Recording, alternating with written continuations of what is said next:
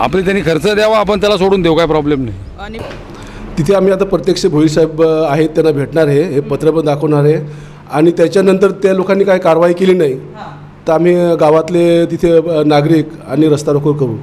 तुम्ही ड्रायव्हर आहे का सर? हो बोला। तर कसं काय तुम्हाला, म्हणजे ही कार इथे होती ह्यासाठी ह्यांचं म्हणणं आहे, इथे होती। काय नाव तुमचं? काय नाव? राहू द्या, कशाला वाढवताय?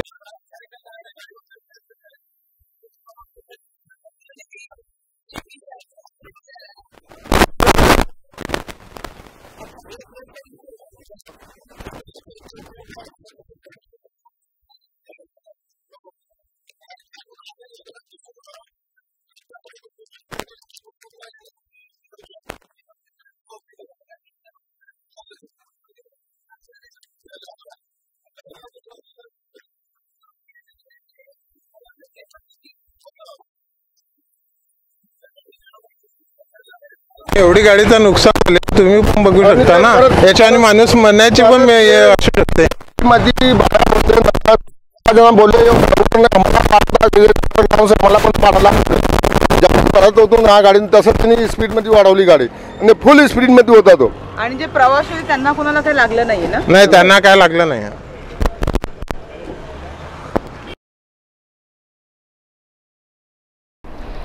नमस्कार, मी मयुरी वर्मा, विकास समाचार मध्ये आपलं स्वागत। मनोरवाडा या मार्गावर टेन नाका येथे भरधाव एसटी बसने उभ्या असलेल्या एका 4 चाकी वाहनाला धडक दिल्याने अपघात घडला।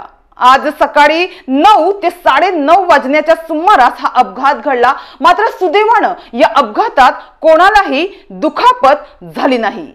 माहितीनुसार बसमध्ये एकूण 25 प्रवासी होते आणि ही बस पालघर आगारातील होती। हे 25 प्रवासी सुखरूप आहेत, मात्र या अपघाताने हे प्रवासी घाबरून गेले होते। एकंदरीत एसटीच्या वारंवार घडत असलेल्या अशा अपघातांमुळे अनेकांमध्ये आता एसटी प्रवासाबद्दल संतापाची भावना निर्माण झाली आहे, संतापाची लाट निर्माण झाली आहे। तसेच एसटीचा प्रवास सुखाचा प्रवास नाही, तर एसटीचा प्रवास धोक्याचा प्रवास अशी भीती आता प्रवाशांमध्ये निर्माण झाली असून असे दिसून आलं आहे। तर या अपघाताबाबत मिळालेल्या माहितीनुसार मनोर पोलीस ठाणे हद्दीतील टेन नाका येथील रस्त्याच्या साईडला 4 चाकी डिझायर ही कार उभी होती। रोडवरच ही कार उभी होती, मात्र मुख्य रस्ता सोडून साईडला ही कार उभी होती। त्याच दरम्यान वाड्यावरून आलेल्या बोईसर कल्याण या भरधाव एसटी बसने रस्त्याच्या साईडला उभ्या असलेल्या या कारला मागून जोरदार धडक दिली। त्यामुळे ही कार रस्त्यावरून 10 ते 15 मीटर अंतरावर रस्त्याच्या खाली फेकली गेली आणि हा अपघात झाला। या कारमध्ये 2 व्यक्ती चर्चा करत बसले होते, मात्र दैव बलवत्तर म्हणून त्यांना काही इजा झाली नाही। मात्र बस चालकाने बेभानपणे बेदारकपणे भरधाव बस चालवून हा अपघात घडवून आणल्याबद्दल डिझायर कारचे मालक आणि कारमध्ये बसलेल्या व्यक्तींनी संतापच व्यक्त केला। इतका मोठा रस्ता आहे, रस्त्यावर पडदा तर लागलेला नाही ना? आमची गाडी रस्त्याच्या साईडला उभी होती, तर बस चालकाने पाठीमागून कारला धडक दिली कशी, असा सवालच त्यांनी यावेळी उपस्थित करत संताप व्यक्त केला। एकंदरीत या अपघातात कोणतीही जीवितहानी झाली नाही, तरी कारचे मात्र मोठ्या प्रमाणात नुकसान झालं आहे। त्यामुळे चालकाकडून म्हणजेच महाराष्ट्र राज्य मार्ग परिवहन महामंडळाकडून त्यांना नुकसान भरपाई मिळावी अशी त्यांनी मागणी यावेळी व्यक्त केली।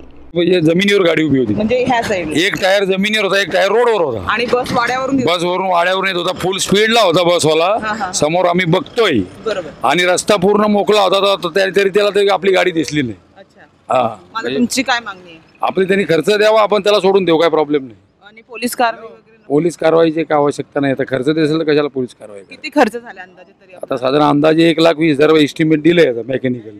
म्हणजे तुम्हाला पूर्णपणे वाटते की ह्यामध्ये बसवाल्याची चुकी आहे? 100% बसवाली चुकी आहे। पूर्ण बस मधले आजूबाजूची लोक 100 लोक इथं येऊन बघून गेली चुकी कोणाची. बसमध्ये 30 पॅसेंजर होते, 30 पॅसेंजर बोलले का त्या बसवाली चुकी बोलतो. आम्हाला पण तिथे पाडता ठेवलं अमरापूरमध्ये.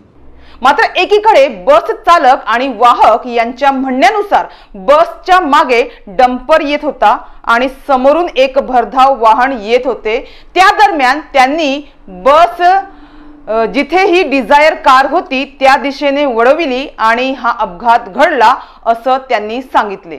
तुम्ही ड्रायव्हर आहे का सर? हो बोल. तर कसं काय तुम्हाला म्हणजे ही कार इथे होती ह्यासाठी ह्यांचं म्हणणं आहे इथे होती. काय नाव तुमचं? काय नाव? राहू द्या, कशाला वाढवताय. मात्र यावेळी त्यांनी आपली चूक मान्य देखील केली आहे. तर या प्रकरणी पालघर बस आगारातील अधिकाऱ्यांशी चर्चा करून तोडगा काढला जाईल असे चालकाने या दरम्यान सांगितले. मात्र नियमानुसार कार मालकाला त्यांची नुकसान भरपाई मिळणे साहजिकच आहे. मात्र आता शेवटी चर्चेअंती कार मालकाला त्यांची नुकसान भरपाई मिळते का हे तर पाहावंच लागणार आहे.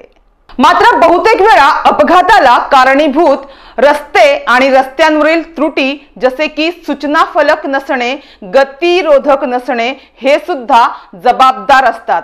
आणि आज जो हा बस आणि कारचा अपघात झाला तेव्हा त्यावेळी उपस्थित नागरिकांकडून या रस्त्यावर गतिरोधक बसविणे महत्त्वाचं आहे अशी चर्चा सुरू होती. यामुळे आम्ही याबाबत टेन ग्रुप ग्रामपंचायतीचे सरपंच सदू गणेशकर यांच्याशी विचारणा केली असता त्यांनी काय उत्तर दिलं ते पाहूयात. आज सकाळी 9 ते 9:30 दरम्यान उभ्या असलेल्या डिझायर कारला एका बसवाल्याने पाठीमागून धडक दिली आणि अपघात झाला. ह्यामध्ये नागरिकांचं, ग्रामस्थांचं असं म्हणणं होतं बसवाल्याची चुकी आहे आणि त्याच्यामुळे हा अपघात झाला. मात्र त्या ठिकाणी काही ग्रामस्थांचं असं पण म्हणणं होतं की त्या ठिकाणी ब्रेकर असणं गरजेचं आहे जेणेकरून असे अपघात टाळता येईल. तर त्याबद्दल तिथे ब्रेकर हवं आहे आणि ब्रेकर तिथे उभारण्यात यावं यासाठी आपण टेन ग्रुप ग्रामपंचायतीचे जे सरपंच आहे सदू गणेशकर त्यांच्याशी बातचीत करूया की त्यांनी ह्याबद्दल काय पाठपुरावा केलं आहे की नाही. कारण की सरपंच आहे त्यांची भूमिका ह्या ठिकाणी महत्वाची ठरते. सर काय बोलाल, आपल्याकडे तिथे ब्रेकर खूप गरजेचं आहे असं ग्रामस्थांचं म्हणणं आहे.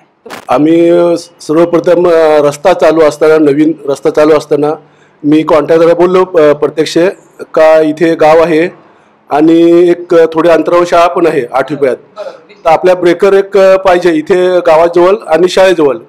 हे तोंडी बोललो तर ते बोलले का ठीक आहे तुम्ही ऑफिसला आमचे PW सार्वजनिक अभियंता पालघर इथे जाऊन तुम्ही प्रत्यक्ष भेटा. मी जाऊन तिथे प्रत्यक्ष भेटल्यानंतर ते बोलले आम्ही स्पीड ब्रेकर आम्ही तिथे बनवू असे ते तोंडी बोलले. आम्ही 1-2 महिने वाट बघितले, काम पूर्ण झालं तरी पण त्यांनी स्पीड ब्रेकर बसवलं नाही. त्याच्यानंतर माझे गावकरी माझ्याजवळ आले का तिथे ॲक्सिडेंट होण्याची शक्यता नाकारता येत नाही म्हणून आपण ऑफिसला जाऊ.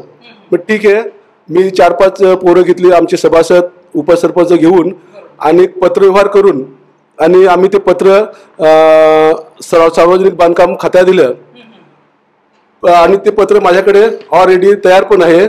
24/6/2024 मी त्यांना पत्रव्यवहार केले आहे सार्वजनिक बांधकाम खात्याला. पण 1 वर्ष 24 आहे, 1 वर्ष होऊन गेलं पण त्यांनी आम्हाला काही उत्तर दिलं नाही आणि स्पीड ब्रेकर पण बसवलं नाही. आणि आज पण मी 3-4 सभासदांना आणि आपले गावातले जे कार्यकर्ते आहेत त्यांना बोलून आम्ही सार्वजनिक बांधकाम खात्याला आम्ही जाऊन आणि परत त्याच्याबद्दल पाठपुरावा करणार आहे. सर हा म्हणजे आता मनोहर वाडा भिवंडी हा जो रोड आहे वर्दळीचा झाला आहे आणि त्या ठिकाणी आता शाळा पण सुरू होणार आहे त्यामुळे ते एकदम गरजेचं आहे. मग त्यांनी लवकरात लवकर ह्याबद्दल ऍक्शन घ्यावं किंवा लवकरात लवकर तिथे ब्रेकर बसवावं यासाठी तुम्ही म्हणजे तिथे गेल्यावर आता तुम्ही जाणारच आहे पण तरी अजून तुम्ही कसे प्रयत्न करणार आहे सर की लवकरात लवकर व्हावं. तिथे आम्ही आता प्रत्यक्ष भोईर साहेब आहेत त्यांना भेटणार आहे, हे पत्र पण दाखवणार आहे आणि त्याच्यानंतर त्या लोकांनी काही कारवाई केली नाही तर आम्ही गावातले तिथे नागरिक आणि रस्ता रोको करू. आपल्याला एक गणेशकर पाड्यामध्ये आणि आपली शाळा मराठी शाळा 10ची आहे तिथे 2 स्पीड ब्रेकर आम्हाला बसवण्याची आवश्यकता आहे. तसंच आपलं 10 नाका आहे तिथे पण आम्ही मागणी करणार आहे. सर नियमानुसार ब्रेकर तिथे बसते का, बसवता येईल का असं नियमानुसार? म्हणजे आता ते भोईर साहेबांना आम्ही प्रत्यक्ष जाऊन भेटतो. आता त्यांचं म्हणणं काय आहे त्याच्यानंतर मी त्याच्यावरती कळवतो.